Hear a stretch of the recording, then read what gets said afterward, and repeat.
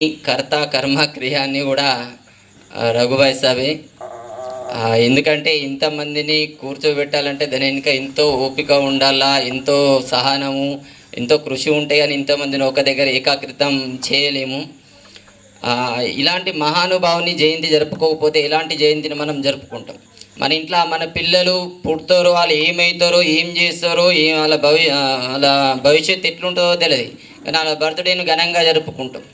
కానీ భారతీయతను ప్రపంచం మొత్తంలో చాటి చెప్పిన ఆ మహానుభావుని జరుపుకోవడం మనందరి కర్తవ్యం. అయితే మన గ్రామంలో ఇది జరుపుకుంటున్నామంటే ఇది రఘు గారి యొక్క చొరవని. అయితే ఆయన 3 విషయాలు వివేకానంద గురించి చెప్పిండు. ఒకటి, వివేకానంద ఎలా తయారైండు అలా తల్లి తయారు చేసింది, అందుకే తల్లి మొదటి గురువు అంటారు. రెండవది, ఆయన ఎలాంటి జీవనం గడిపిండు అంటే ఒక ధ్యేయాన్ని ఏర్పరచుకున్నాడు, ధ్యేయ నిష్ఠతోని జీవనాన్ని గడిపిండు. ధ్యేయం లేకపోతే ఏమవుతుందంటే తెగిపోయిన గాలిపటం. ఇప్పుడు సంక్రాంతి పండుగని అది తెగిపోయిందంటే ఏడబడుతుందో తెలియదు. ఊళ్ళని ఎగిరేస్తాం కానీ అది గాలిలో ఎక్కేశ్వర్లో పోయి పడుతుంది. ఆడ పొయ్యి చూసింది అక్కడ నా పతంగి గీనుందంట అనుకుంటాం, కానీ ముందడు పోయిన కొద్ది అది దొరికేది.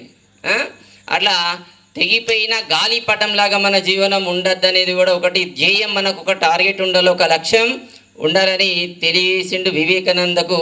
అలాంటి ధ్యేయం ఉండే. 3వ విషయం ఏం చెప్పిందంటే స్త్రీ వ్యామోహం లేకుండా జీవనాన్ని జీవించడం. ఇవన్నీ మన జీవనంలోకి తెచ్చుకుందాం.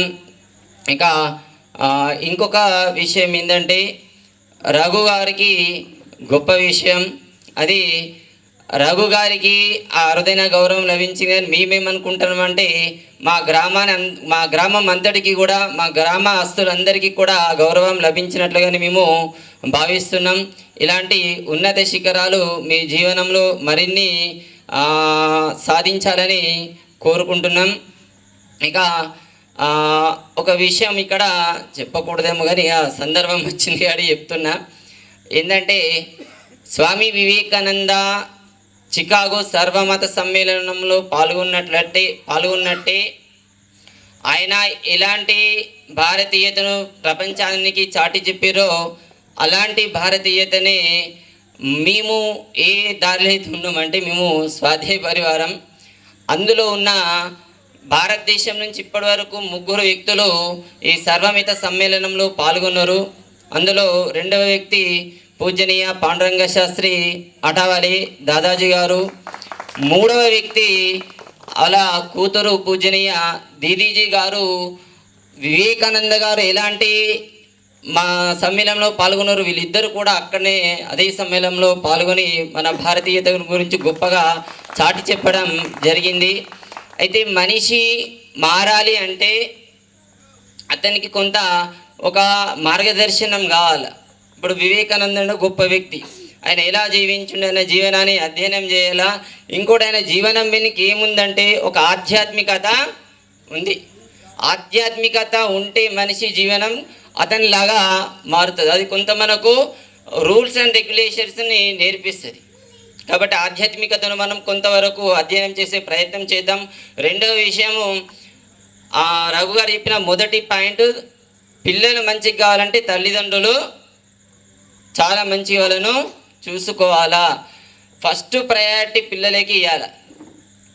అట్లా ఎవరైతే శివాజీ మహారాజ్ ఎట్లా తయారైండు, అలా జిజియాబాయి అలా తల్లి గారు అతనికి మంచి విద్యా బుద్ధులు నేర్పించింది, మంచి మంచి కథలు చెప్పింది, దగ్గర కూర్చోబెట్టుకుంది, ఆయనకు సమయం ఇచ్చింది. కాబట్టి శివాజీ మహారాజు గొప్ప వ్యక్తిగా తయారైండు. మనం మన పిల్లల్ని, చాలామంది అంటారు మా వాడు ఈ మధ్యాహ్న ఇట్లా చేస్తుండ్రు సార్ జర బెదిరి అంటారు. ఎంతమందిని బెదిరిస్తాం? మీ ఇంట్లో ఉన్నోడు ఒక్కడి పిల్లగాడు, ఆ పిల్లగాను ఒక్కొని సరిగా చూసుకోకొచ్చినావు, స్కూల్లో 100 మంది ఉంటారు, వాళ్ళకి బెదిరిస్తావాడు.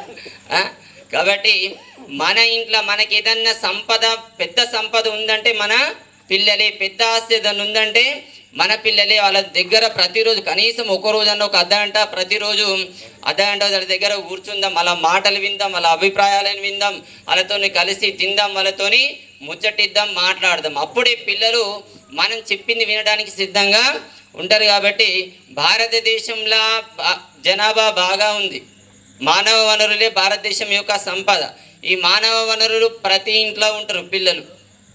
కాబట్టి ఆ పిల్లల్ని మంచిగా చేసినామంటే రేపు పొద్దున మన కుటుంబం బాగుంటుంది, భారతదేశం కూడా బాగుంటుంది. ఇలాంటి గొప్ప ఉత్సవానికి హాజరైన ప్రతి ఒక్కరికి కూడా ధన్యవాదాలు తెలియజేస్తూ రఘు గారు ముగింపు ఉపన్యాసం ఇస్తారని ఆహ్వానిస్తారు.